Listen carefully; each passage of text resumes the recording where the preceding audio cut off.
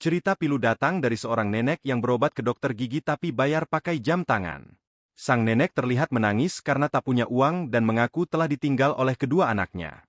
Nenek pun nekat berobat ke dokter gigi bayar pakai jam tangan bawaan. Tampak seorang nenek yang memohon sembari menangis untuk berobat. Menurut keterangan dalam video, pusat layanan kesehatan tersebut selalu mengutamakan lansia dalam hal pelayanan.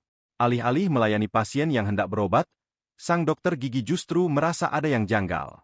Pasalnya pasien yang sudah lansia tersebut datang dengan raut wajah sedih.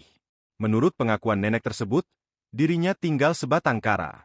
Suaminya sudah lama meninggal, sedangkan dua orang anaknya tinggal jauh di luar kota. Karena tak memiliki cukup uang, nenek tersebut pun menawarkan jamnya untuk kebutuhan makan sekaligus biayanya berobat. Namun sang dokter gigi menolak penawaran nenek tersebut. Ia pun dengan senang hati membantu nenek tersebut untuk berobat.